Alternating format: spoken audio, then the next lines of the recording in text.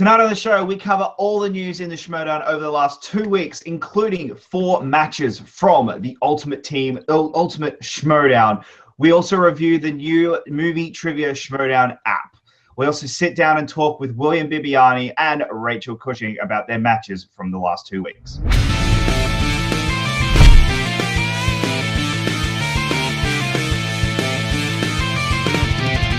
Hello and welcome to the Reactors Summit. I'm your host, Jacob London, and with me today, I have a wonderful panel of people, including Chris Doman. How are you? I'm doing very well, Jacob, when I'm not being called in the middle of drinking something, breaking the fourth wall here. But, I'm doing great. These last 2 weeks in the Schmoedown have been fantastic, and I just can't wait to get into this. Chris Clark, how are you? I'm doing great, Jacob. Thank you so much. This is going to be an amazing, cryptifying, ostifying, spectacular, sausage. It's going to be a sensational episode. We have a lot to talk about. Let's get into the grind. And we are also joined by one of our newest members here at Take 3, Jen Kemp. How are you?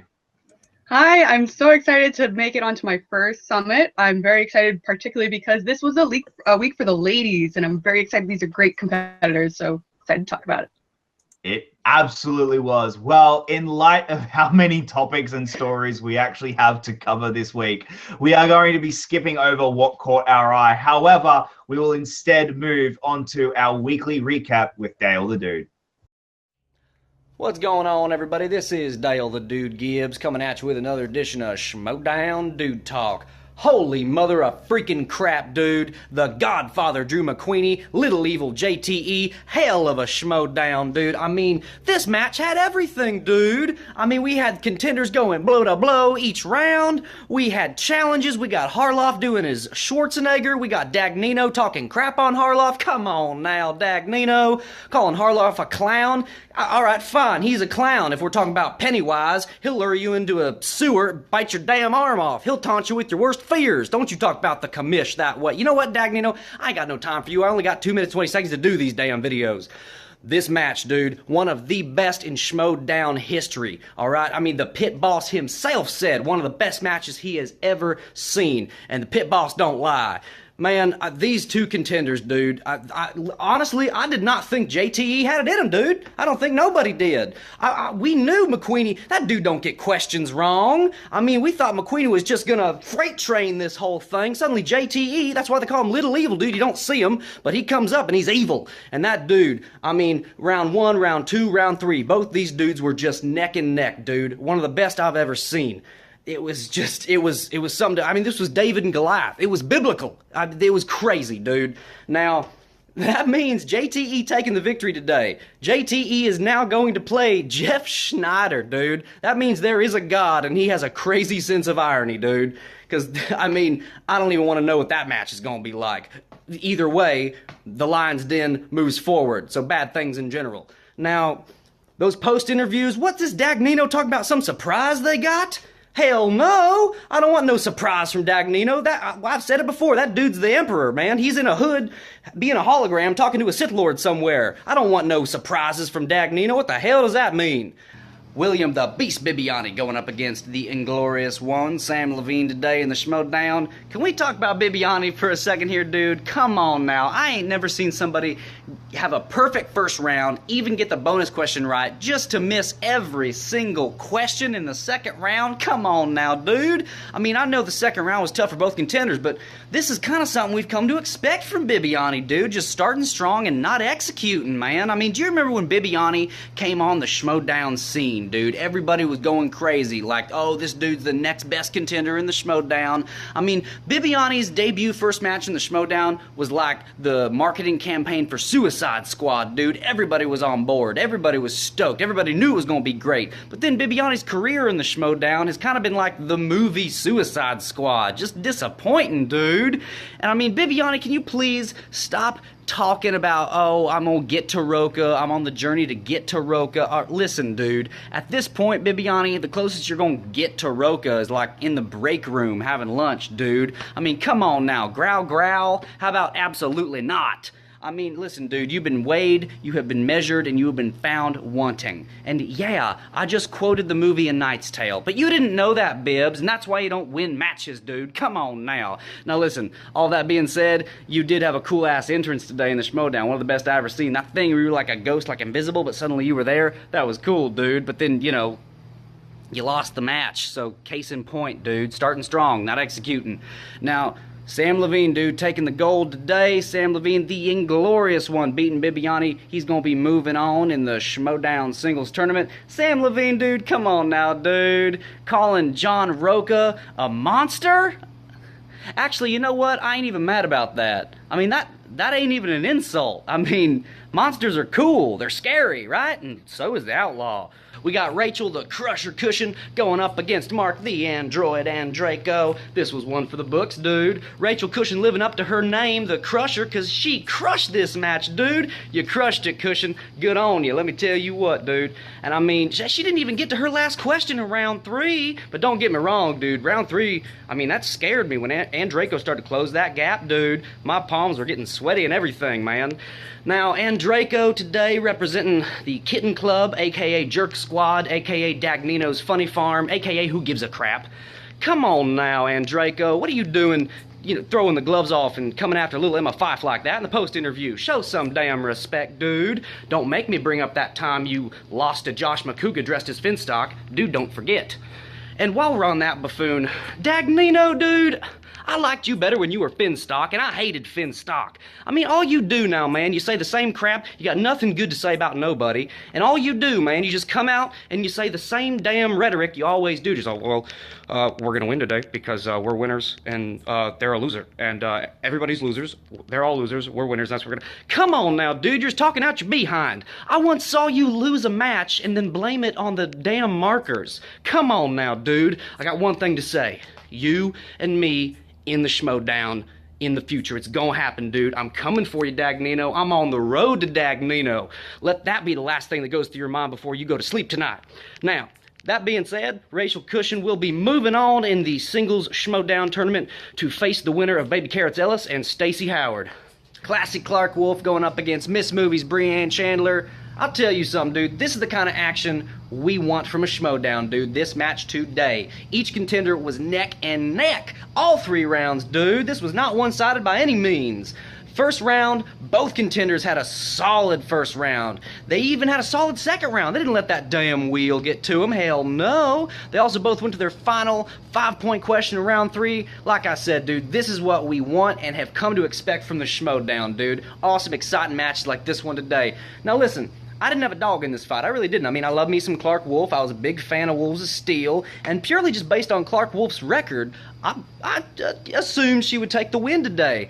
But this match today, dude, proves that nothing is written in stone in the Schmoedown. Anything can happen. It ain't over till it's over. Because Miss Movies, Breanne Chandler, taking the win today, dude. An upset. It was awesome to see, and I know we're going to get a bunch of matches just as awesome in this singles tournament, dude. Now, Breanne, listen, I don't want to step over any boundaries here, but I've always wanted me a girlfriend that knew just as much about movies as I do, so I don't know what your availability is, but if you ever wanted to go out, I could take us out to one of them fancy places like Cracker Barrel, have us some chicken and dumplings, hit the gift shop. What do you say? No? Yeah, no, good call, Breanne. You don't want none of this. I'm damaged goods. But anyway, we all know the Schmoedown Spectacular is going to be coming up here in the future, and I got some cool news for you. Dale the Dude got an invite, dude. I got invited to the Schmoedown Spectacular. I have no idea why. It's probably because me and Harloff are basically best friends. Yes, we are. Shut up. You don't know. I read between the lines. I read between the tweets. Me and Harloff are like this. No, but listen, I do know one thing for sure, which is that wouldn't have happened without all y'all watching these videos and liking and favoriting and retweeting and all that. And I just want to say thank you guys so much. Thanks, Dale. Well, in a week of nothing but upsets, let's move on to arguably one of the bigger upsets. JTE beating Drew McWeeny in sudden death. Jen, I'm going to start with you. What were your thoughts on this match? This was a phenomenal match. I love JT, but there was no way in hell I was going against McWeeny in my bracket. I had him going all the way. So, but just to have JT be able to face Snyder, it's a dream come true for me. This is the match that I've wanted for a very long time. So very excited about that one. Yeah, I'm different. I picked JTE to win this one. I thought JTE's got this. I had the feeling that JTE was going to win this simply because 2017 this year has been the year for JTE. He is the player of 2017. I don't think there is another player who you can say he is guaranteed himself comeback player of the year. It's whether or not he is. It's before going into this match. It was, is he the player of the year? This match confirms he is player of the year. I don't see how at the end of this match we cannot say that he is not player of the year. Chris, what were your thoughts on this match? Holy crap. Okay. Yes, like Jen, I had Drew getting very far in this tournament. I had him getting to the finals. But okay. Now, there was a point made on the rundown last week that I really wish Drew had kept in mind in terms of that sudden death, which was easily what made it so far the best match of this tournament. And when you have that sudden death and you have question after question after question, I think they went to like 6 questions in sudden death, which that's unprecedented. That's never happened before. I wish, though, that some more just guessing would have happened, which, you know, which is pretty much, I'll argue that's how JTE won the match, because Drew didn't take the guess when I feel like he probably should have. But to be fair, it was still a great match all around, and I know for a fact that Drew is going to recover from it. He's going to recover strong because he's been on such a hot streak lately. Now he's finally had a match that didn't necessarily go his way. So this means he's going to have some fire, and if he and Sam Levine win the team finals in November, oh dear God, the blood that is going to be on Drew's mind, because he's now lost to both members of Team Patriots individually. To then beat them in teams will just be all the more satisfying for him. Yeah, Chris, I totally agree with that. Chris Clark, what about this match and JT's performance did you take out of the most? Okay, look at here. I knew going in JTE would win, would annihilate. Now I have a great big respect for Drew, but JTE beat Bibbs. And the fact that he beat Bibbs shows me that JTE knows his stuff. And yes, as Chris said, he is on the collision course to be the MVP, not MVP, the comeback player of the year. And this match itself was fantastic. I feel like nobody lost. They went through 6 rounds of sudden death. It was just a matter of who messed up first, and they were tied up until the bitter end. And I feel like even though that Drew lost, he kind of still won, because I don't feel like either of them felt like I feel Chris's opinion that maybe he does have that fire, and yes, he could.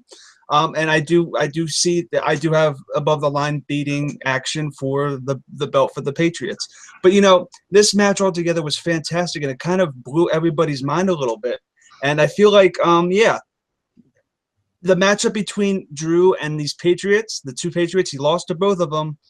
It's a great rivalry that I hope we see more in the future. Yeah, there's one other big thing I want to actually talk about with this match, and there's something that I've seen quite a lot in MTS, and it's a question that everyone's kind of asking is, what is it about 2017 that has changed JTE? I've got my opinion, but I do want to ask Chris Doman, what do you think has been the thing that has convinced has turned JTE from being the player he was in 2016 to the player he was in 2017? 2 things. 1, the Patriots. It's the fact that he's now part of this faction that is seemingly unstoppable. Or at least the team that's unstoppable. I mean, Criminy, you know, their first match, they, knocked out the Mega Powers. Second match, They ran the table with Team Heroes. Third match, they take the belts. And ever since, they've just been on a run, and it's been non-stop. But it's the chemistry, I feel, between Snyder and JT. You know, and yes, I'm one of those people who makes the joke of, oh, Snyder's just carrying him. But I know for a fact that it's an equal partnership. You know, they are. Okay, I'm gonna use a weird movie reference here, but to me, they are sort of they are the equivalent of Abbott and Costello. Those two, everything that they touched turned to gold. Whether it was Who's On First or their run-ins with the Universal Movie Monsters. Same thing with the Patriots. Every match that they have, they just are able to lock in together, and they're able to answer question after question after question, and they just don't miss. They keep performing as well as they do, even against opponents like Top 10 or MODOK or Wolves of Steel, and they just keep winning because, you know, they have that chemistry. And even when they're apart, we've seen Snyder is great on his own. He barely lost to Christian. JTE has pulled out win after win, and he barely lost to Clark Wolff. People forget that. So the way I see it, it's just a matter of JT was in a different place then. Now he's in a better place as a competitor because he has the right people to support him and the right people to push him to be a better player. I have a feeling that one of the biggest things that everyone's overlooking is the rule change that came at the start of the year. And I think that affected a lot more players than we anticipated. They doubled the questions in round one. Going from 4 to 8, all of a sudden, players like Josh McCougar, who were known for their guessing, had to answer 4 more questions. And players like JTE, they've been given 4 more opportunities to get more points. And those 4 extra points have changed the game for someone like JTE. And I think that is where we are seeing a lot of these moments and why 2017 has been such a different year and a difficult year for some players. Chris, is there anything you can say towards that? Well, I think yes. I mean, it was towards the beginning of the season that we got the JTE rule. But at the beginning of the season, yes, it has affected how much points you can accumulate. And yes, obviously that did affect how JT, like, for example, his first match of the season was against Bibbs. And during that match, he didn't have the JTE rule.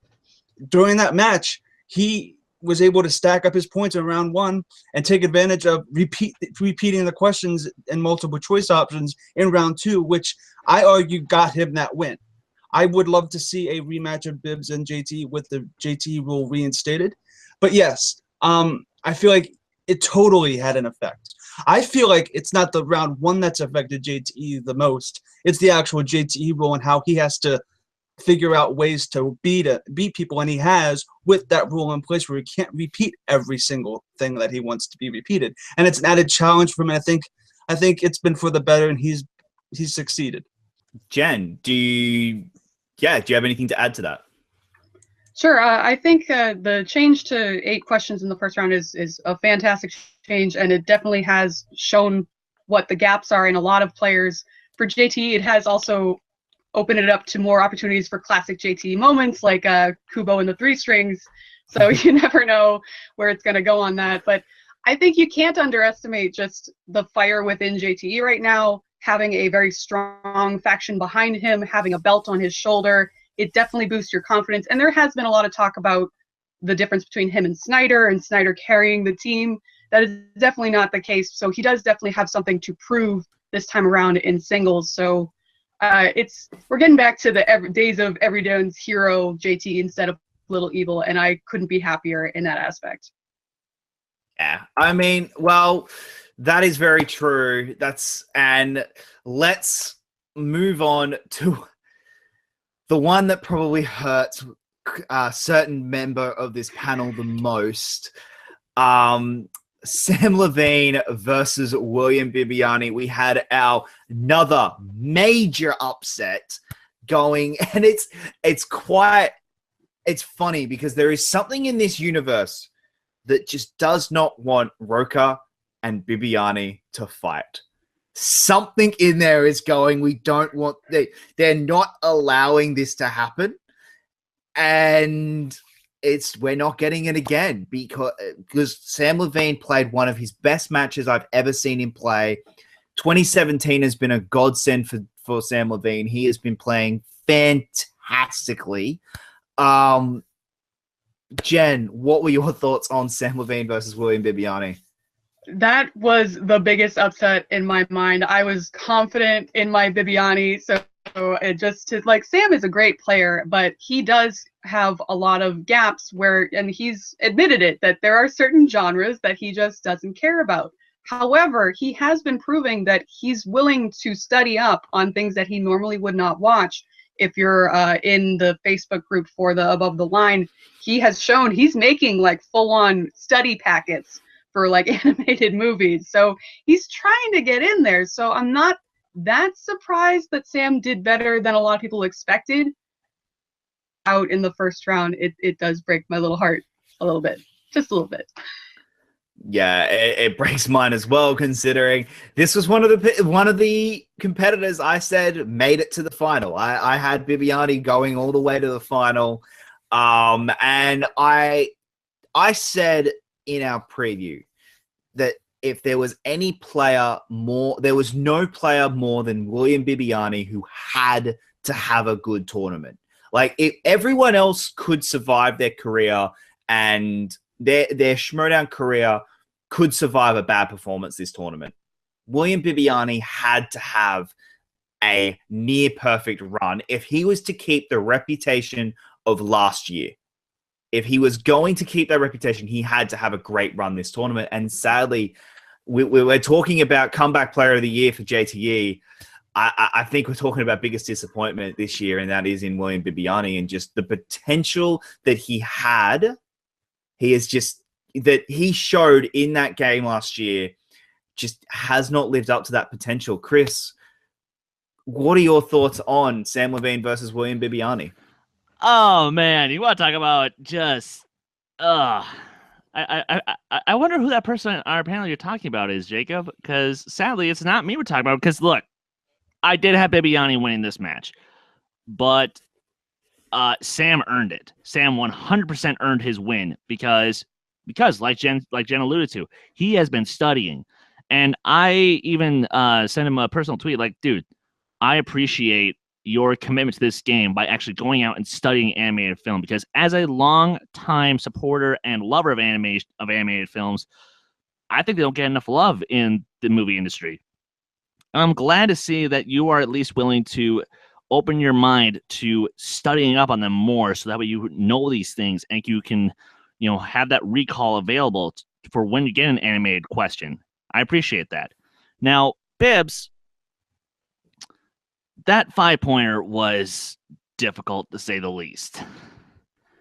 And I actually, I'm a little bummed that was the question that he lost on.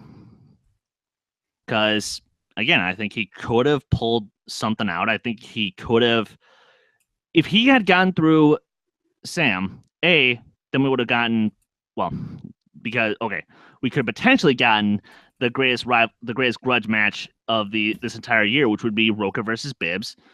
And then we could have also, he could have saved his reputation. But sadly, Jacob, I'm in agreement with you. And I hate to say it, Bibbs no longer necessarily has, that reputation of being the juggernaut anymore, sadly, But to be fair, he's still a great player. It's just he's now having his dry luck. But we'll just have to see where he goes from here moving forward. And Chris, Clark, the floor is yours. Okay. Okay. Okay. Look at this. Look at guys. You got to look into my eyes. That match was the single biggest upset in the entire history of the Schmoedown. Now, I know these fools, and they are fools for saying that, oh my God, because Bibbs lost, he's not going to be the juggernaut anymore. That's bullshit! Bibbs is the beast, will always be the beast. Bibbs is the best. Though he's lost, he is going to win. He's going to annihilate the competition in 2018. This festival flirties, or whatever that is, needs to be axed completely. It needs to be axed because it screwed Bibbs over, and that ain't cool, sister. But I gotta just say, from the bottom of my heart, this match was great. Congratulations, Sam. Sam beat the beast. Sam beat the beast in the Ultimate Schmoedown. Sam is going to the top. And everybody else is going to be sinking to the fires of hell at the bottom. And Bibbs is going to stand there, laugh, and then reclaim his belt in 2018. That's all I have to say. Wow, Chris, that was quite passionate. Clark was able to sit down with William Viviani this week and actually talk about his unfortunate defeat. So, Clark, enjoy your sit down with the Beast, William Viviani. Thank you, Jacob. I am now here once again with William the Beast Bibbiani. How you doing, Bibbs? It's been a rough one. It's been a rough one for everybody, but I'm hanging in there. We're all hanging in there. We're all doing the best we can. How are you? I'm doing fantastic. Let's get to some Schmoedown questions, my man. What was your overall thoughts going into your ill-fated match with Late to the Party? Well, with Late to the Party, I was concerned going in because Late to the Party had lost their previous match, but it was close and they'd won a lot of points. So I never ever underestimated them. I knew that they were forced to be reckoned with, and sure enough, it came down to 1 point. It was a 1 point difference. We both gotten Jimmy Stewart in an American Tale 2 right. We would be having a different conversation today. So I have nothing but respect for them as competitors. I wish we hadn't lost, but yeah, we came to play. I think we played a good game. Obviously, we didn't get every question right. That was a mistake. We should have gotten them all right. But yeah. Everybody's human. You didn't get any even the Hitchcock category kind of stumbled a little bit, which was surprising. Yeah, that was tough. There was the two questions that we got wrong. One was about The Man Who Knew Too Much, which is a movie I have seen, and it is one of several key highlighted sequences that Hitchcock had directed without dialogue, without a lot of cuts, Psycho being the other most famous example. We picked one or the other. We figured Psycho was more likely to be the answer to a question. And obviously we were wrong about that. And I feel bad because that's a great sequence in a good movie. As for Stage Fright, man, I've seen almost every synchronized sound Hitchcock movie. That's one of the two I hadn't seen. The other was Under Capricorn. Oh wait, have I seen Wrong Man? There's like 3 I haven't seen. And man, I picked the wrong one.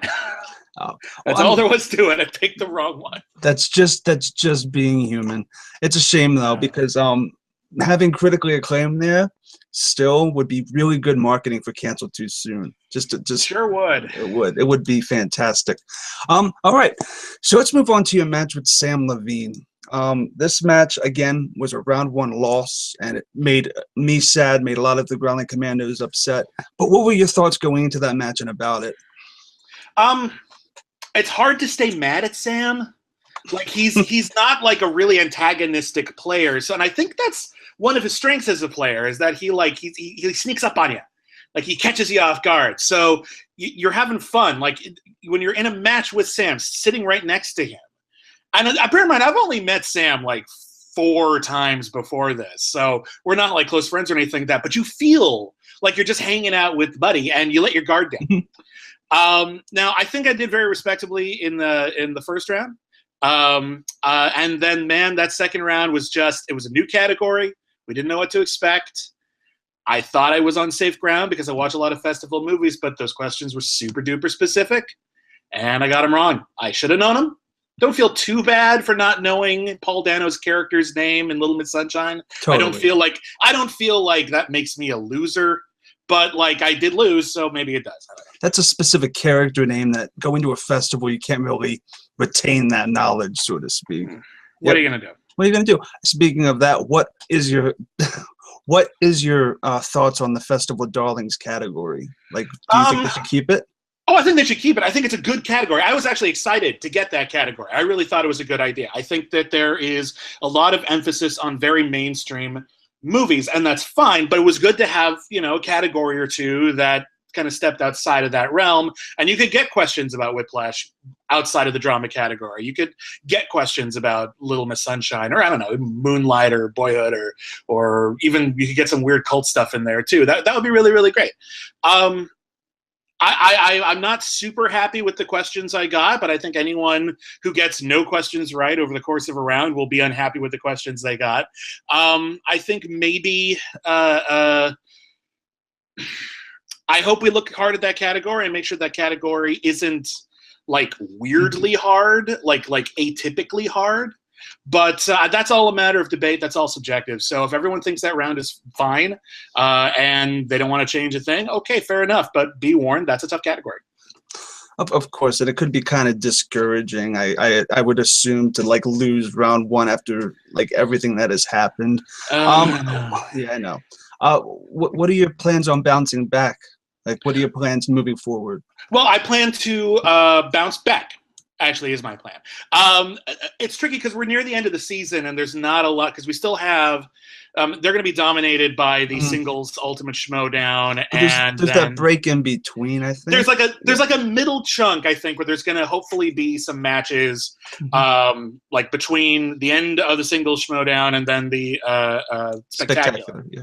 But hopefully there'll be a middle chunk in there where we can swoop in, and I would love to get at least one more win under our belt before the end of the year, because this has been a very frustrating year. We're just half and half, basically. We get ahead, we get knocked back. We get knocked back, we move ahead. It's always just forcing us into this one position, and we can never quite move out of it.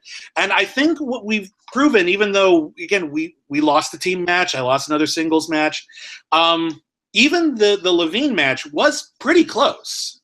Like, it wasn't like a KO or anything. So I was still, like, I was in an okay position. It came close. I'm mad at Jeff Daniels, but that's okay.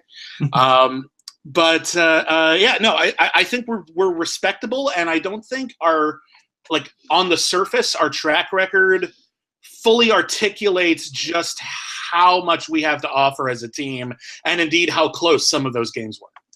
That is a fantastic point, and it just sucks that you guys aren't going to have that opportunity. Like, we're not probably going to see Whitney for the rest of the year, which sucks mad hardcore, because he has a lot of talent. I know, and I would love to try to bring him in more. I keep trying to shove him towards the studio, desperately trying to get him in there. And who do you call it? Alonzo might have a singles match or something. Christian said that would be. I don't know if that's true. If so, I hope so. Alonzo Duralde is one of my best friends in the industry. He's one of the smartest people I know. He's written multiple books that are totally worth reading. He's amazing. He's fantastic, and he's super smart. And I think if memory serves, his match at the Free for All was very respectable. And then his team match with Christy Lemire, they just had a bad run of the wheel. It was basically just boiled down to movie release dates, and they were close, but not close enough, because that's a very specific category. So Alonzo's another one who, again, if the wheel doesn't completely screw him, he will kill at this. He's so talented and so smart. Yeah, his match with What the Flick, he kind of got screwed over by that movie release date thing, and it drowned him out because he's a fantastic guy and a fantastic personality. What we're going to do now is I'm going to go to the fan question because a lot of these have to deal with the Schmoedown, of course. Of course. Yeah, so the first one is, Bibbs, how do you come up with your entrances? Do you have a routine? By Scott Zielinski. I love doing entrances, and I've had a lot of ideas for entrances that are just too expensive. Like, there were 2 entrances I wanted to do. Each one would have cost about $500. So I was like, okay, I'm not doing those. So what I initially did was I wanted to do some kind of flashy, but I kind of wanted to work with what I had. And most of the costume elements for the Beast were things I had already dressed up as at Halloween or something. So I incorporated those. And then other than that, I think about movies usually. The summer barbecue version of me was actually somewhat inspired by the Overwatch summer games, because I just liked the idea of doing a summer fun version and kind of stepping outside that little wheelhouse. I'm trying to think of the other entrances I've done. For the Saw thing, we really wanted there to be in the critically acclaimed entrance. Mm-hmm. We wanted there to be some continuity between my singles and then the team, and then we wanted the team to kind of become its own thing. So we'll branch out a little bit more, I think, as time goes on and find the right groove with me and Whitney. And maybe you'll be able to do those expensive ones down the line. That would be nice. That'd be fantastic. That would be nice. I'll need to start making more money. But yeah, I usually start off with thinking about what's a good entrance from a movie. What's an iconic entrance from a movie? What's an iconic character that I can work with? And then I kind of just see what's feasible from there. And if it makes me laugh, I want to do it. And if it doesn't make me laugh, I don't want to do it. The Predator one was actually super last minute, though. I think that was oh God, what can I do? I'll be invisible. That's it. That doesn't cost anything. That was a cool effect too. They did a good job. The next question is by Aixa Martinez. She asks, who does critically acclaim want to take on next? Oh, that is a great question. Yeah. I mean, we want top 10. I don't know if we were going to get them next because there are rules. You have to be at the same a number of wins or the same ratio, and I don't think we're quite there yet because we're a new team anyway. And honestly, all the tops above the line, Team Action. I want a rematch with Late to the Party. Those guys are great, and I want to prove what we can do. If I had a team that I would love to take on soon, it would actually be MODOK. They're great. Matt and Gray are wonderful. They're super talented, and they always bring their A game to the theatricality. So no matter who wins, I think the audience will win. It'll just be a fun experience. That would just be great chemistry because it'd just be like an episode of What the Flick, basically. Basically, with questions. All right. Okay. Who do you think will win the teams and singles tournament? What are your 2 predictions on that? By Corey Quinto. So for teams, we've got it down to the final 2 already, and it's Team Action versus Above the Line. I'm kind of happy with either of those teams winning. Obviously, I prefer to win. As long as top 10 doesn't win, I'm pretty satisfied. I don't know. It's hard for me to see Above the Line not getting it because Drew knows his stuff and Sam Levine compliments him very well. But Team Action kind of blew us all away. They really, every match they did a really good job. They've earned their new clout. They've earned their new fan base, I think. I have to apologize to them. I know, and I'm sorry about that. But I think if I had to pick someone I'm rooting for, I'm probably rooting, as much as weird as it sounds, for Drew and Sam. They're great, they're talented, and I think it's theirs if they don't screw it up and weird out on family movie questions or something. As for singles, I'm really in the corner right now. There's a couple of people who I really want to see get it. I would love to see Brienne get it. I would love to see Rachel Cushing get it. Clark, everybody. There's a lot of really talented people. I would just love to see get all up in there. I sent Sam out as my avatar. I will be happy if he gets it to the end. I see that as he defeated me and then he becomes me. Yep. And I just sort of If you infiltrate get his defeated body by like the a spirit. if you get defeated by the champion, you get it kind of makes you feel better than just losing. Yeah, exactly. Like again, I want him to succeed, so I look better. Oh, cool. Yeah. Awesome. Okay. Oh, this is a cruel one. I don't know why they put this one in. Okay.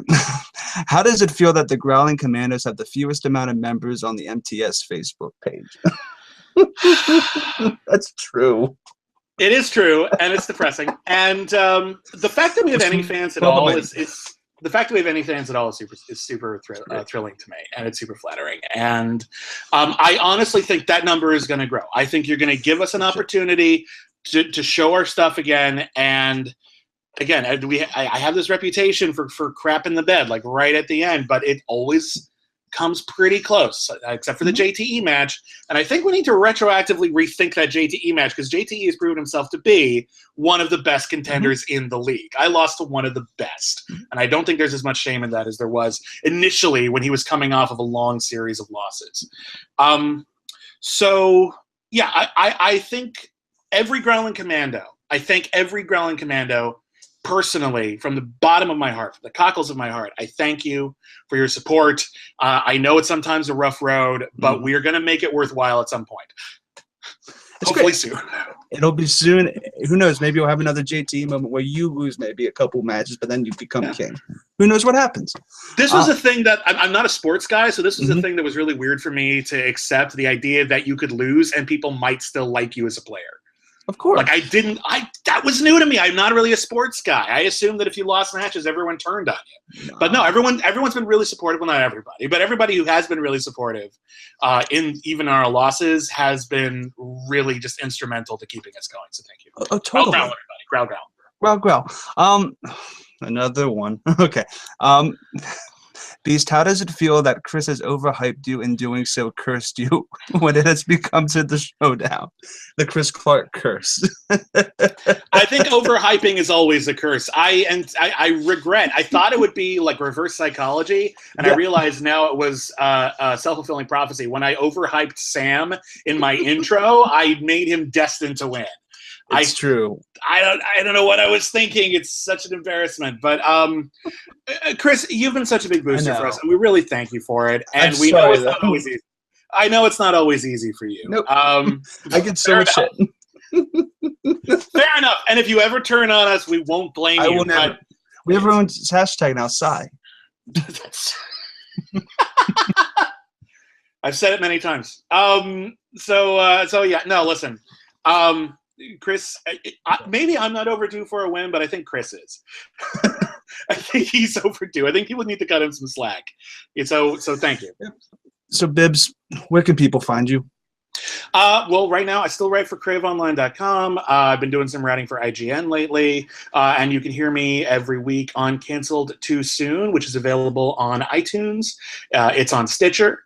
Other places online as well. We're on Twitter at CanceledCast. I'm at William Bibbiani. And you can also watch me on What the Flick. And starting next week on What the Flick, I'm going to be doing sort of a mini-series about some of the best horror movies of the century so far, with a revolving panel of guests, some of whom fans of the Schmoedown will recognize. So. Beautiful, Bibbs. And you can also subscribe to their Patreon, which is in the link in the description below. Thank you guys so much. I forgot our Patreon. Let's actually, before I leave, why don't we give Bibbs enough time to explain the Patreon? We have a Patreon for Cancel Too Soon because doing that podcast takes a long time and it prevents us from doing other things. Like we watch an entire season of television every week most of the time. So we have a lot of subscribers, and we offer things like bonus episodes every month. We offer an opportunity to choose an episode of the show every single month to our subscribers. We offer exclusive videos. There's some merch in there. It's a lot of good stuff. So thank you, everybody who already subscribes, and I hope to see more of you there. The Patreon is fantastic. Thank you so much, Bibbs, again for coming. Back to you, Jacob. Thanks, Clark, for that great interview with William Viviani. We are now joined by Rachel Cushing as we talk about her amazing match this week against Mark and Draco. I'm really upset that I wasn't on the reaction that week. Just bad timing because I don't think I've ever flipped out over a match that much and been that excited. Guys, okay, I am going to gush for a moment because this was an amazing match and she got one question wrong. You got one wrong and it was the first question and I've been sick of seeing it on MTS. I've been sick of seeing you're overrated. Nah, she got one question wrong. Jen, what were your thoughts before I just burst? Rachel, you're amazing. You're just amazing. Like I didn't realize, the one question wrong because I just expect you to do well. So I was like, oh yeah, she's having a great game. And then when Frankie Nubbs popped up and he showed you jumped up those leaderboards with just the one question wrong. So that was amazing. You're the best. I'm sorry I didn't pick you in the bracket. I'm really sorry. She can apologize in person now. Yeah. No, in my heart I was rooting for you all the way. So you proved me wrong. So I have never been so happy to be wrong. So, Rachel, I do want to ask, talk us a little bit about this match and how were you feeling going into this match, considering how, sadly, the last few times you've been in the ring haven't gone quite as well as to plan as we would have liked, but how are you going into this match? I was a bit of a jumble going into it for sure, given the last two team matches not having gone, Ken and I's way and, just going over it and over it in my head. And the thing about the Schmoedown and getting questions wrong, sometimes you just don't know an answer. And like that's just how it goes sometimes. Other times, and what had been happening to me more than I would have liked was I couldn't get to an answer I knew. And whether that's lights, cameras, pressure, timetable, distractions, like you name it, all of it's in your head in those 15 seconds. And, if I hadn't frozen the way I did in both Ken and I's match against MODOK and then again in Above the Line, I'm not saying we would have won. You can't ever know for sure, but we would have at least been able to push it a little bit further. And, you get a little frustrated, or I get a little frustrated with myself when that happens, when I can't pull Nocturnal Animals, which I know, and I can't pull, the mask, which, oh my God, like kicking myself. So what was going through my mind going into this match was, don't let that happen. Like I had to find a way to block it all out and not get frazzled by that inability to pull something So there's that, plus there's the losses. And yes, like Jacob said, the commenters of, oh, she's not living up to the hype and she's overrated and even she doesn't belong. And like that's going on in my head. And then Ken taking a step back and me being like, I don't know what's happening with the Nerds Watch, and here comes Jay, and here comes other people, and like, who should Rachel partner with? I'm like, I can't. All of this was in my head going in, on top of going against Mark and Draco, which I will, go to bat with. Other than deciding to side with the Despicable Den, is a good guy and a great player, and somebody that I was nervous to go up against. So. Try going into a match with all that going on in your head. That was me. Well, it clearly worked. Yeah, right. Look, this has been, I would say this is the best I've ever seen you play. It was absolutely just phenomenal to watch. And I don't think I have yelled that loudly at a Schmoedown match in a long time. Clark, what were your thoughts going in as someone who is a huge Mark and Draco fan? Well, look, Rachel, you did fantastic. The thing is, it was actually, I feel like it was her best match. It was actually, I loved her match.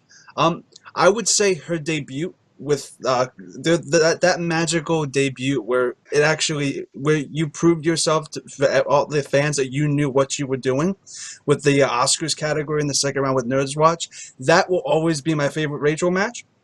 But this is a close second. It was fantastic.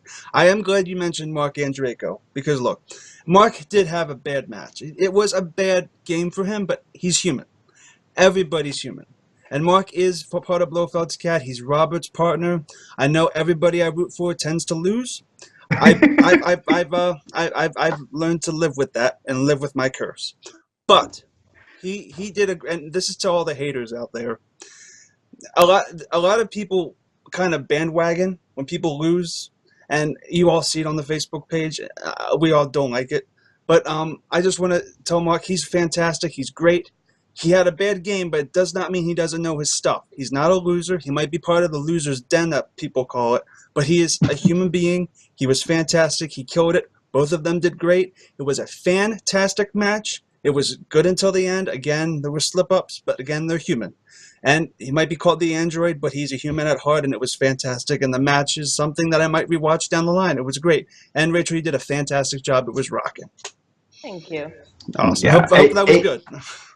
It was just one of those matches, and I'm going to just keep gushing because it was one of those matches that I would be gushing right now even if Rachel wasn't here. That's the thing, is I didn't get to do this in the reaction, so I'm doing it on my show that I am able to do. Chris, what was your thoughts on this match though? Okay, so on my bracket, yes, Rachel, I did have you winning this match. Aw, thank you. But in my heart, I had absolutely no idea. Because I would say you are both pretty equally skilled, because, you know, a lot of his gaps are more of your strengths and a lot of your gaps are more of his strengths. And it's the simple fact of, you know, seeing where the luck was going to go, who was going to be blessed by the wheel and who was going to be cursed by the wheel, or was going to bless both of you, was going to curse both of you. There were so many variables playing in my head, and I feel like this match was a perfect storm of having just the right amount of story. Not too much, because you and Ken, you got your problems with the Patriots and the Despicable Den, and trust me, I do as well. So, got you there, sister. And, you know, there was the perfect blend of, it was enough respect to where everybody knew, okay, there's nothing actually harsh between these two. It's just going to be a fun, respectable match. But my God, it was my ideal Schmoedown match, where it's back and forth, and you have no idea who's going to come out on top. And in my opinion, the right person came out on top, because, good God, you missed only one question, and it was a Toy Story question, which, fair enough. You know, there are a lot of characters in those movies. I should have known it. That's the kicker. It was an example of, like, afterwards going, because, like, I was on the right track. I was like, you know, pork, bacon, and I was just like, I knew it, and if I had used a JTE ruler, I might have gotten there. Yeah. But I'll tell you, it was crazy because that was the first question. And in my head, I was like, oh crap, here I go again. I know it. I didn't get it. You know, like, am I going down this rabbit hole again? And somehow I didn't. And I really wish I know what I did to, like, brush it off, because I would now use that moving forward. But somehow this time I was able to brush it off. Yeah, no, and it certainly showed, because, you know, after that, and, you know, I think it might have actually been the fact that you, like, this is something I've noticed, is that when people, like, really commit to a costume of some kind, and in your case it was doing the Sarah Connor again, and which, by the way, I'm going to say this to you right now, you fucking rock that. I appreciate that. I appreciate the commitment. But, you know, actually, you know, in all seriousness, do you think that might that kind of helps your gameplay when you're sort of, like, trying to, you know, portray a character when you're in a match? Does that sort of help clear your mind a little bit, or do you think that is just purely for show? I mean, there was something about, so the decision, actually, I had to make it before this match, was whether I did Sarah Connor for the first time against my inaugural match with Scarpino.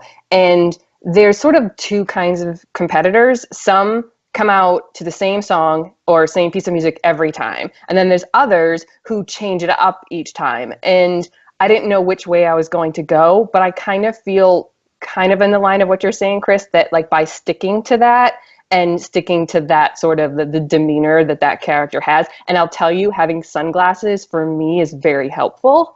And, you know, all of that, I do think was a really good decision, and I'm going to stick with that moving forward. I think that music is great. I think that character works for me. You know, I can play into it, but I don't have to go full theatrical with it every time. So I think it ended up being a really good decision to stick with that, and I'm going to moving forward. Awesome. I'm very glad to hear that. Yeah. Especially you're going against the android. How can you not? I know. In this instance, it was kind of perfect. So you have either your next match is either against Mark Ellis or Stacey Howard. I think I'm the only one in Take 3 who actually has Stacey winning that game. I am full on going, I've got Stacey winning that. But out of the two, who would you rather be facing, and who are you expecting to face? It's really hard because Mark, we know. He's been playing since day one. So, like, I can definitively tell you that the man, if he gets 80s, if he gets action adventure, if he gets comedy, I'm screwed. Stacey hasn't played a ton, but the thing that I've noticed with her is she's answered a question correctly in every category she's ever gotten. So, like, I don't know what to expect. So part of me kind of wants to play Mark because, like, I know what I'm going to get and I know what I'm up against. And, like, if I landed on opponent's choice, you know, what to give him and that kind of thing. Whereas with Stacey, I don't know. All I know is that her opening match against Jonathan Voitko, she made a statement, and I think she's a dark horse. And so, like, I'm not going to underestimate her at all. But I think if I got to pick in terms of best for me, it might actually be Ellis because I know what I'm getting, and she's a dark horse. Yeah. Better to be stuck with the devil you know. Yes. Yeah. Basically. I will get in trouble from a lot of our fans and from some other people if I do not ask you what is happening with Ken. I will get into trouble if I don't ask. So I do need to ask. Please don't. Yeah. Yeah. What? I know you talked to me about how that surprised you. The conversation that went after your match, your first round of the tournament. Can you talk a little about what happened there? Yeah. So after we lost to Above the Line, and it was, you know, a definitive loss, to be honest. Neither Ken nor I had a great first round. I mean, we made a really great comeback, I think. Very proud of that in round 2 and 3, but it was clearly not enough. And the thing about Ken is that he has been doing this in a large part for me.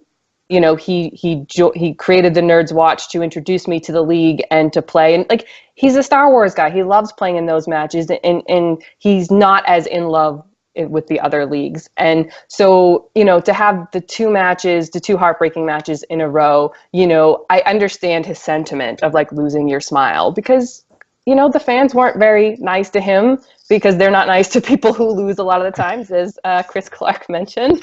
And, you know, and it's just a lot. So, I mean, I didn't know he was, you know, going to say that then and there and like fall on his sword and do all of that, you know, in that interview. That was genuine surprise for me. And it's been tough. But here's the thing, like, I've got to give him the courtesy of figuring that out.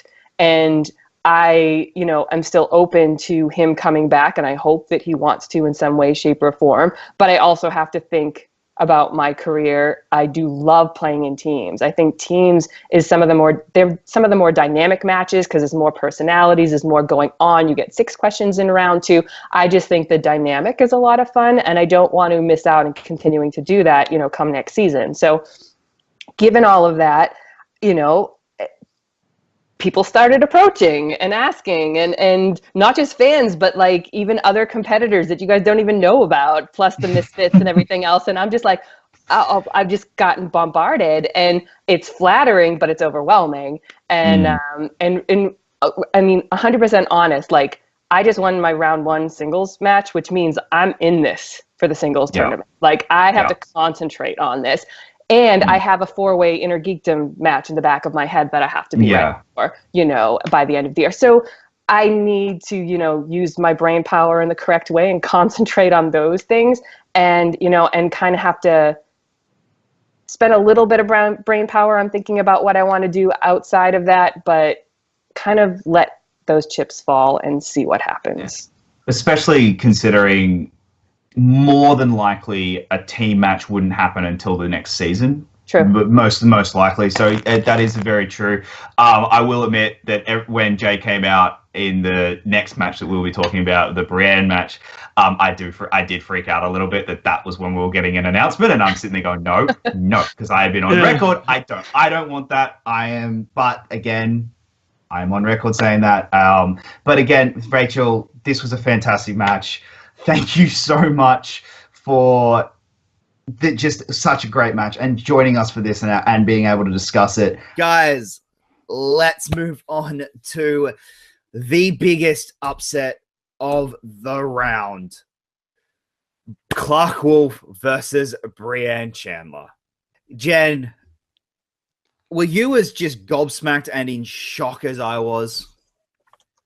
I wasn't really, because I have been watching Brienne and she has been studying up and she has been really focused and serious about really proving everyone wrong in the Schmoedown. To be fair, I was rooting for Clark. I thought this was her time. She also has had a history of, and we really wanted to see her make that push to really hit her full potential because she's come so close so many times. So I was hoping to see that, but I am not surprised that Brienne has pulled this one out. It was really interesting, and that the Mean Girls entrance, that is the best use of prop I have seen in the Schmoedown. If you are not a member of the Misfit Maniacs Facebook group, go join, because she has posted every single page for every competitor of the burn book, and it is freaking hilarious. It's a beautiful thing. She is just bringing this one step beyond into entertainment. So Brienne, you're amazing. That was great. That book is just, oh my god, that book is hilarious. Like, some of them I have just absolutely lost it, and it has just been amazing. But my god, look, I cannot take anything away from Brienne. That was one of the best matches I've ever seen her play, and she just absolutely nailed it. Now, I have seen a lot of people complain in the MTS group saying, "Oh, it was the 5-pointer was way too easy." Yeah, it probably was, but that's the game. And we have seen this game win and lose on 2 easy 5-pointer questions. And I have said this time and time and time again. What I find to be a really easy 5-pointer question, Chris will find to be a really hard 5-pointer question. It's just the subjectivity and the nature of this game. 5-pointer questions, it's going to happen. It's going to happen. That's the game. But look, this hurt because Clark Wolff is one of my favorite competitors, and I wanted her to go all the way and make it. I had her winning this whole thing. This was the one that, to me, I had her winning this whole thing, and sadly, that's not the case anymore. I'm now going to decide who else is going to win this thing. I mean, Roker and Ellis are the only two real original mainstays who are still in this league, and it will be interesting. Chris, what were your thoughts on this match?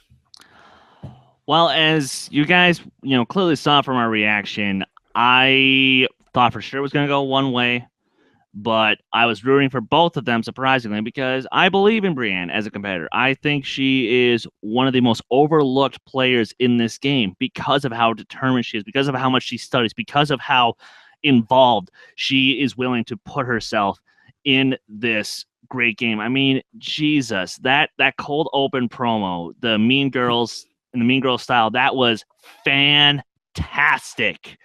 That might be her best commitment to performance in any game she's ever played. And to further my point from when we were talking with Rachel, I'm pretty sure that's how she was able to pull this off as well as she did, because she just, when she truly is able to, push the lights out mentally, able to push out the naysayers, able to push out all of this, other things that she has on her mind, she's able to just focus on answering the question and be this character. She can do some amazing things. And we saw that in this match. She missed a whole, 2 questions? Jesus, that is phenomenal. And to be fair, again, back to what I was saying about the Draco and Rachel match, back and forth, back and forth, back and forth. everyone was just answering their questions, picking up the points in them, and just kept going and going and going. And to be fair, Clark was only ahead by 1 point in the last round.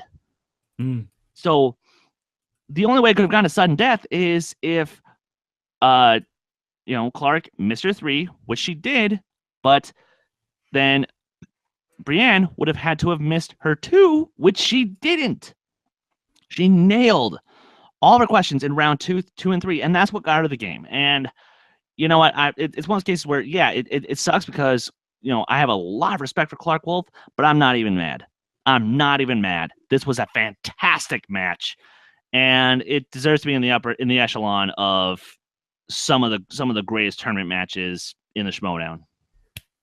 Absolutely, and this definitely will come back as one of, sadly, another tournament moment where Clark Wolff just hasn't been able to perform. And, it's come down to, look, a lot of people, I was screaming at the computer, Ben Hur.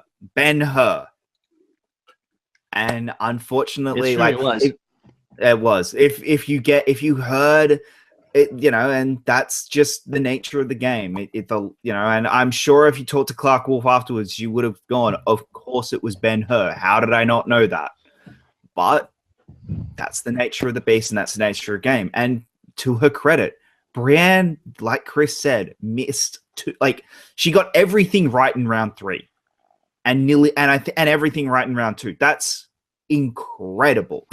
Clark, what was your thoughts on the Clark Wolff and Brienne Chandler match? Brienne exceeded everybody's expectations. After the match was done, all you had to do was listen to the air, and that was everybody's. That breaking you heard was every bracket in MTS broke that night. And it did. She exceeded expectations, and she blew our minds. Clark, yes, she had an off game. She went white room. She went complete white room, as in theater. She blanked. She blanked on a couple things that maybe she obviously knew. But again, as we said before, where we were talking about Draco, that's being human. Everything is human, and although Clark has had some stumbles in this tournament, not dissimilar to Bibbiani, she will rise again, and the wolf at your door will play for keeps, and she will rise again and wolf once more. She was fantastic. This match was great. I am so happy for Brienne, and that smile, the happiness that Jay Washington had when his girl won was heartwarming. I am now scared for Mark Ellis because I feel like determination is in the misfit soul, and I fear that the baby carrot might be going down to the ground. Sorry, Evan.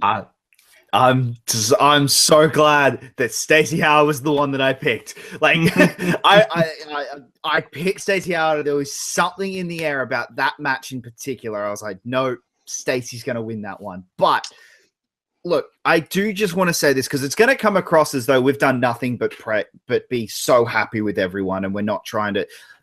The last 2 weeks in this tournament, there has not been a single match where I could say one of the competitors had a bad game, and I mean like a legit terrible performance. The closest is and I'm sorry, Clark, but the closest is probably Bibbiani. I would actually argue Draco had a pretty bad match against Cushing. But he still played really well. The problem was Cushing played a damn near perfect game. Yeah. And I think the difference is Bibbiani was stricken with bad luck. Yeah, exactly.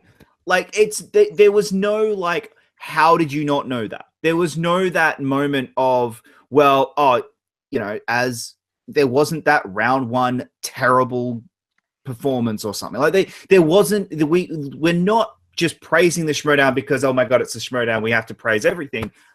The last 2 weeks have been fucking incredible. It's absolutely incredible, and this is just a reflection of just how amazing the last 2 weeks and the last 4 matches we have had are. But that, I think, will do it for our conversation about the matches. But that's not the only thing that dropped this week. And the other thing, I did kind of feel bad for Rachel and Mark, and I kind of wish I did bring this up. I just totally forgot about it. Christian kind of dropped this little tiny thing that they've been working on for a year, the day of Rachel versus Mark and Draco, so it kind of got buried in that. The Schmoedown app has finally braced our shores. I apologize for every Android user, but it is here for the iPhone users, and we are able to experience now. The sad thing is only 2 people on this panel actually do have iPhones.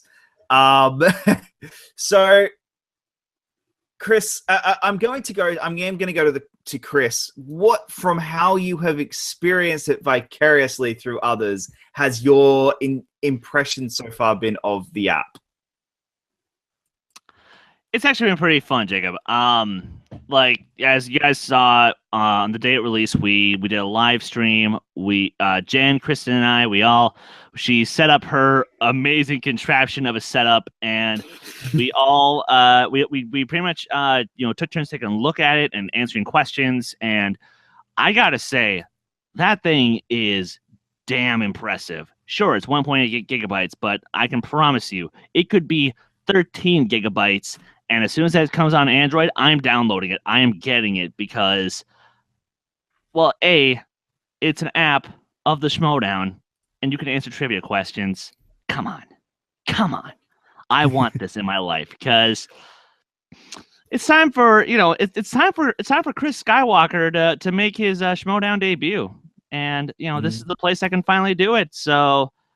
But in all seriousness, congratulations to Christian and Elliot Malone for collaborating on what has become an incredible app. Sure, there's some bugs in it, of course, but they're working on it every single day. They're improving it, and the next update you're gonna see that.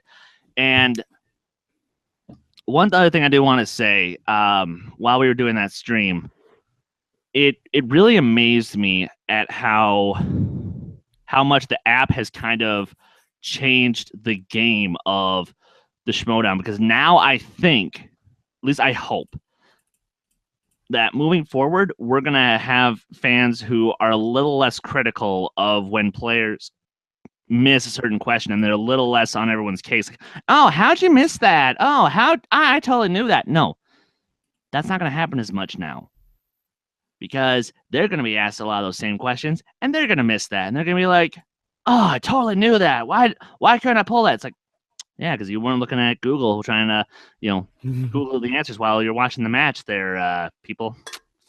So overall, I love what they've done, and I can't wait to finally get it and start schooling some fools.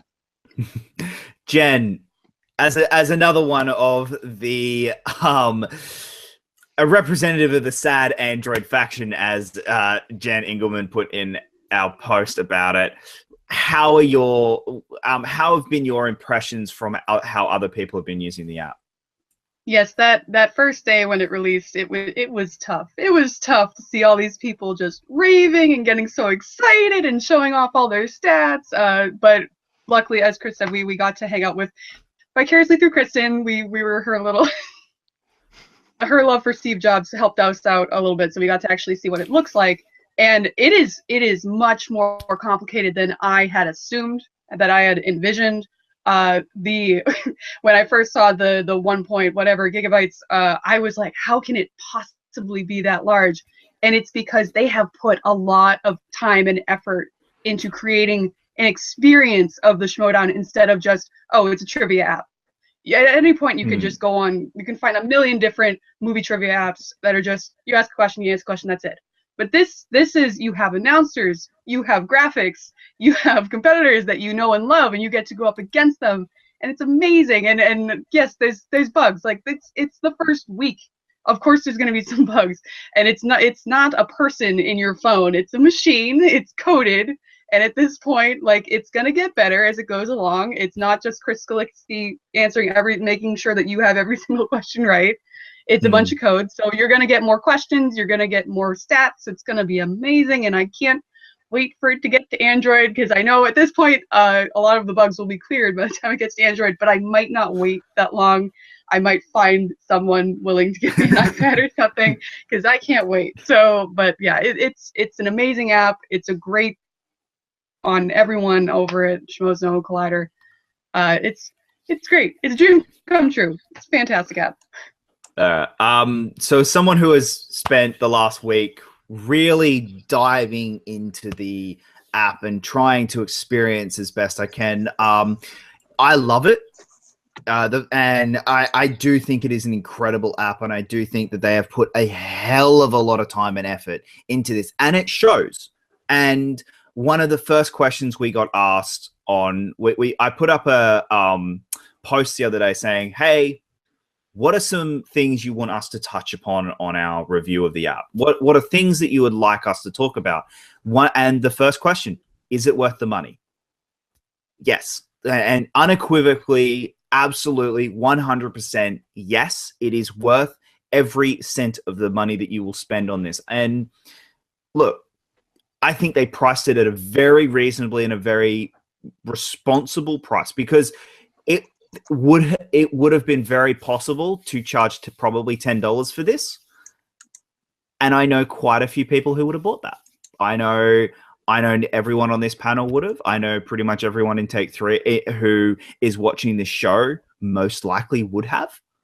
But it's, I think they have priced it very reasonably, very responsibly. So for $4 or $3.99, sorry, it is a very respectable price. And and if you're an Aussie like me, it's $5.99.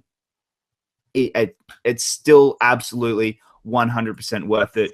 Chris, what were your thoughts on that? Do you think that the app is worth the money that you spent? 189.92,000% yes. Like that number made no sense because of how much joy this app. Like, look, the size, like anything, size doesn't matter. It's quality, and the quality of this game is, oh my goodness, look, it's like you're playing the YouTube video, but you're inside the YouTube video. Now, I'm a solid like 0 and 18, but look, Syed Hell is coming, and he's gonna come for you guys. But this app is fantastic. It sucks I have to unlock Inner Geekdom, but I mean that's great. That's awesome. I wish there was a way. Like, these are a lot of little critiques of mine. Like, I wish there was a way for to get coins in single player, not just online, because people disconnect. Another bug that they're gonna fix. Yeah, I mean, again, this app has some bugs, but they are going to be fixed, guys. Let's have a moment of silence for Chris Skaliski. He got bombarded with mistyped questions, repeat questions, this, that, the other thing, that the kitchen sink that's in the app store. He doesn't know anything. Well, he knows everything. He's a great guy. He knows everything. I am going to cut that. I don't know why I said that. Chris, I love you. I love you so much. He knows everything. But he doesn't know. It's not his fault if there's bugs. The question's okay. Maybe a little more variety on the questions because some repeat. Okay, that's fair. I hope that maybe we get an avatar, you can unlock avatars of actual players, and that you can play as that player, online, like Jacob online could be Rachel Cushing. That'd be awesome. And you can actually have your dream matches with your friends, like Rachel Cushing versus Mark Ellis or Bibbiani or something. That would be great. That would be that would be amazing. That would be fluffy. But the fact of the matter is, this app is crack. It's everything you want in crack, except being illegal and killing you. That's the best way. I don't know if you're crossing the street, you might die. Yeah. So, it's or crack. If you play Inner Geekdom and Robert Myronet's the champion. Just saying. Yep. And there's a great glitch that if you're playing Inner Geekdom and you get to the champion, it's Robert Meyer Burnett, it crashes because this game knows its shit. You cannot beat the real champion, y'all. You cannot. This app is amazing. It's great. A+. You guys are great. Skaliski, you're great. Elliot, I think your name is. You're great. Not the Elliot from ET, the actual Elliot that does this, the great guy. And Christian, thank you so much for this app. This was fantastic. Warmed my heart. Best $4 I've ever spent. I'm gonna spend $4 more just to get Inner Geeked. I mean, it's so good. It is so good. Fantastic. Woo! Well, I am going to actually dive in a little bit into the mechanics of how this works. So what happened? So basically, it's all the 1.8 gigs is actually installed onto your phone. There is a great question about how much does it kill your battery. I haven't seen it hurt my battery too much. It's not something that I play for hours on end. That is one thing that with this game, I haven't actually sat down and had like a 2-hour playing session where I've just played it for 2 hours. It's more something where I've been on the bus or I've been on the train and I've decided, hey, I'm just going to play it around. It doesn't use much data, which is a really great thing for me in Australia because we have really tiny data excesses. So it doesn't use a lot of data, which is really good for online play. Now, one small bug that I have found is,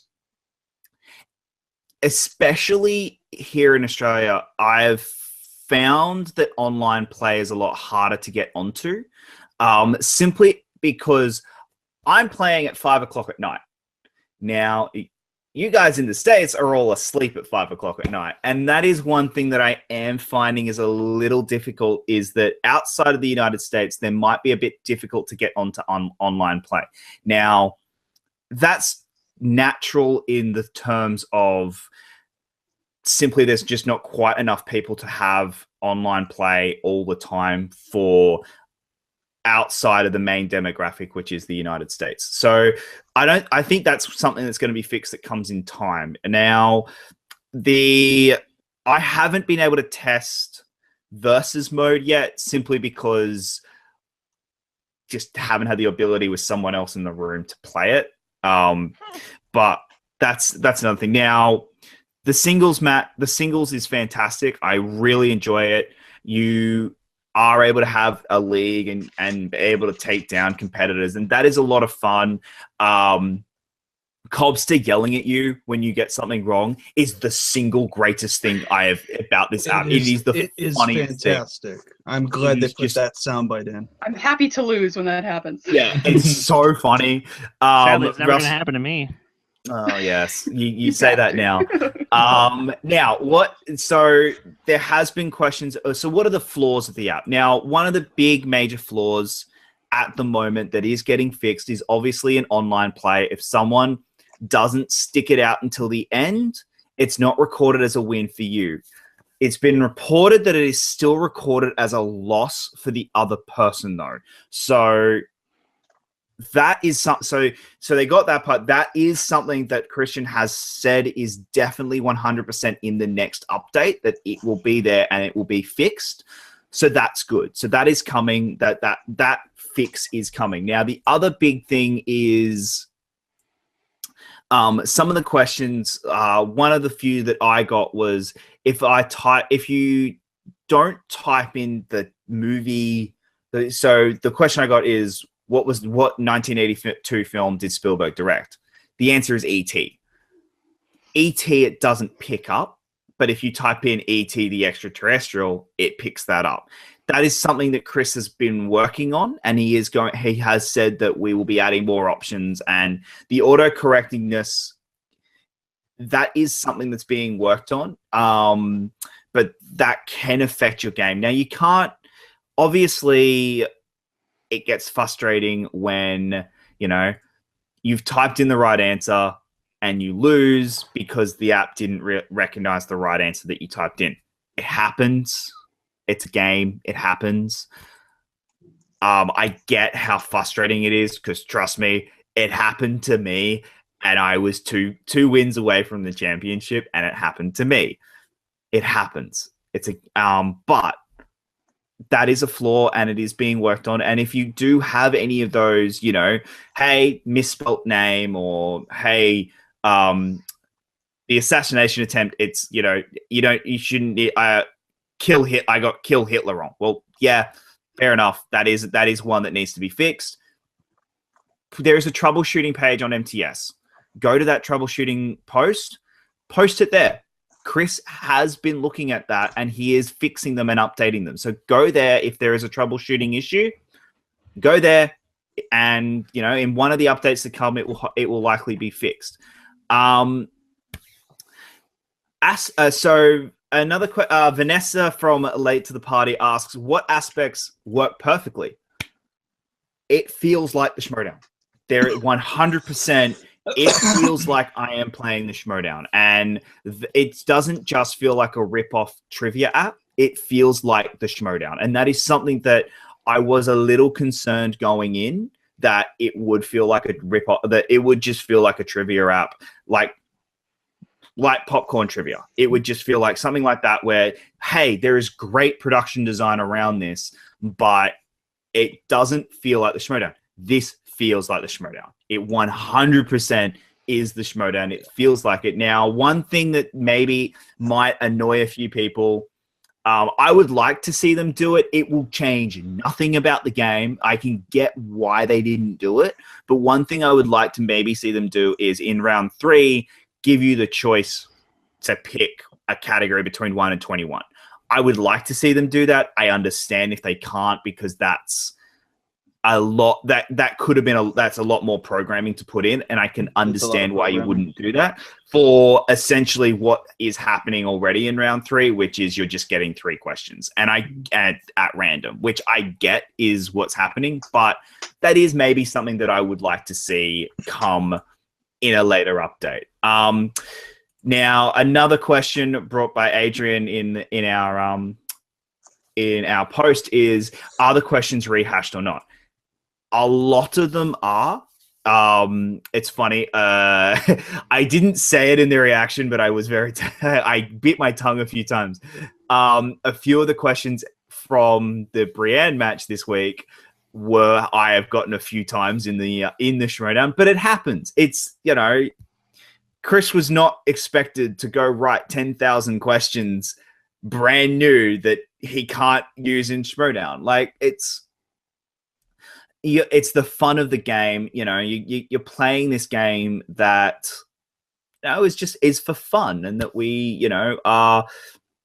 there are going to be rehashed questions, and if you play it over and over and over again, like I did, you're going to start getting a lot of the same questions, and you will know the answers. The difference is I just keep somehow forgetting them.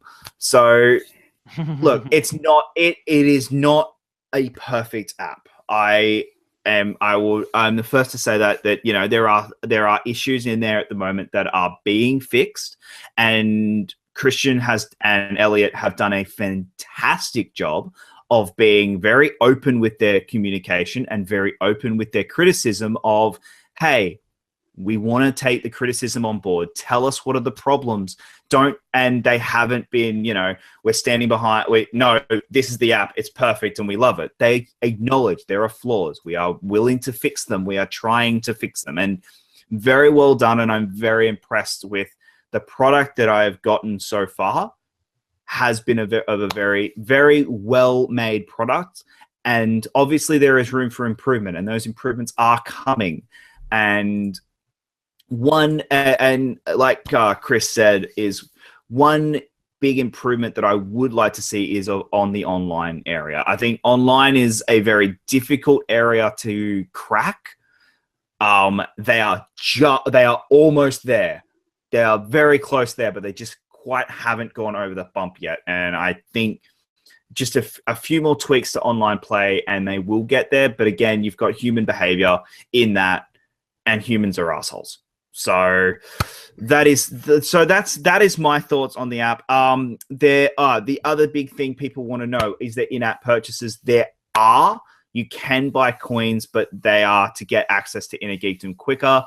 You get them also through online play. Again, online play is not the greatest at the moment, but that's up to you. They are the only things. There is an in-game avatars. You can get other avatars. You can be the dog.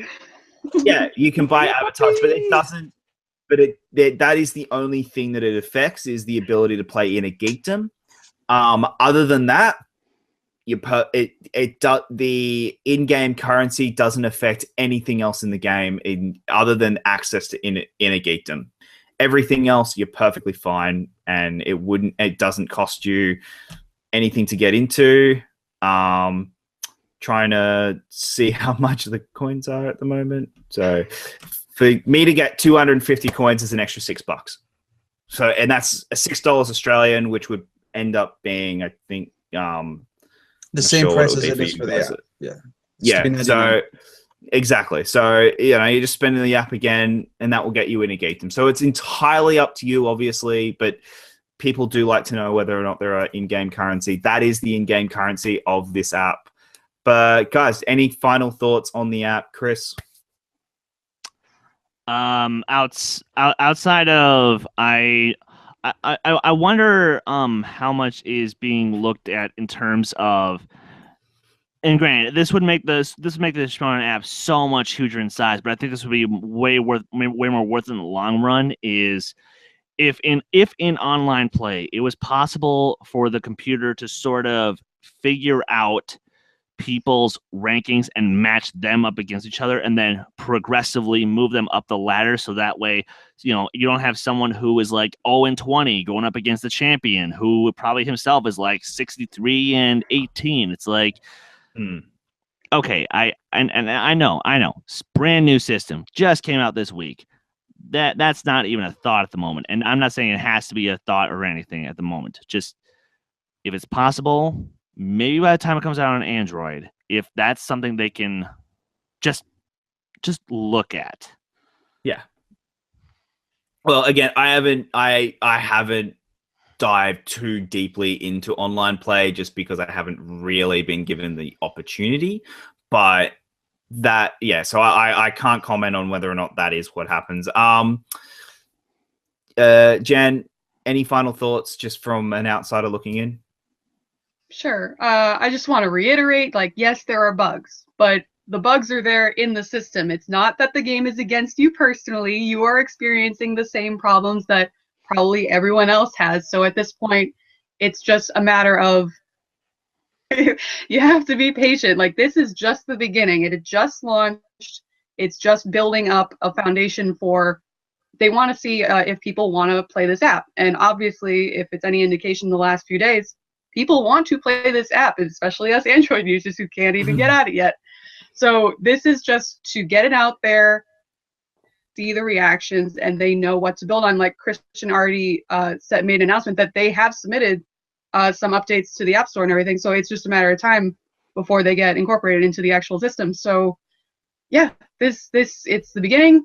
I hope it gets bigger and bigger. My one thing is just more questions, and that's a logistical thing. That's Chris Galiski. He has just of pressure on him to create questions week in, week out for the Schmoedown, and now for additionally the app. So it's a lot of work, but it's definitely something worth taking the time to do, and it's obvious in the product that they have done that already and will continue to do that going forward. So it's a big endeavor, and I'm glad they took the time to do this, because it's just one more indication of how much they care about the fan base instead of just the show. This is a show about the fans, so it's great. Absolutely. Chris Clark, any final thoughts? This app is fantastic. This app is fantastic. It's a great use of your $4. The thing is, they spent a year on this, and you could tell. It's like, as I said, playing the actual YouTube video and interacting with the actual YouTube video. They got everything down. And yeah, you guys really want it on Android, and I want you guys to have it on Android. It would be great. It would be fantastic, and it would be a missed opportunity if Mark and Draco isn't in the Android promo video for this. That would be a huge missed opportunity. But yes, again, your criticisms are great. Yes, there are going to be updates. We are going to get updated online play. I've had the chance of going online. There are a lot of people who disconnect, and actually, it's not just you don't get a win. Sometimes you get a loss from a disconnect, which actually sucks as well. It's little bugs, but it's nothing game breaking. It's nothing that will ruin your experience. Yes, it's like cherries on top of the cake, but you're gonna get that stuff eventually. And just looking forward, this app is just gonna grow and grow and grow. You're gonna get more questions, and Chris Zaleski's probably gonna be more and more miserable, and that's what everybody wants. So Well, yeah, this app is fantastic. Love you, Chris. Well, on that note, we might wrap it up here. Guys, I know this episode was a long one, but thank you so much for everyone who stuck it out and enjoyed everything that we had to say about the last 2 weeks. Again, yeah, last week was a tough week to get through, and we just had a bit of an internet break. So we're back. We'll be back next week with 2 fantastic matches. Watching Stacey Howard win and John Roca win, it's going to be fantastic to see. But guys, Chris Diamond, where can the good people find you online? You guys can follow me on Twitter at my band Last Shot Redemption at LSARBandMN. You guys can follow Take 3 Productions on Twitter at Take 3 Trivia. And as always, you can find me here hosting the Worldwide Movie Trivia League, as well as the returning Nights of the Podcast, baby. It's been rebranded. It's been redone. Get ready for an awesome comeback for an awesome idea. Jen, where can the good people find you online? You can find me on Twitter at JKMemeQueen. You can find me still on Stardust, also JKMemeQueen. And you can find me here at Take 3. And I'm glad this was my first summit, so I'm glad to be part of the team. And pretty much any Schmoes or Collider, I'm probably there too. So feel free to talk to me about anything Schmoes Collider. Yeah, well, we are really happy to have you part of the team, and you did a fantastic job on your first summit. And guys, our editor, Chris Clark, thank you so much for joining us today. And thank you so much, guys. You do so much fantastic work on this show. And I will always call it out. Chris Clark, where can the good people find you online? I want to kill you, Jacob. I want to kill you. This summit's going to be a bitch to edit. It's going to be great. Look. You can find me at Chris Clark 8788. Those numbers mean nothing on Twitter or on Instagram.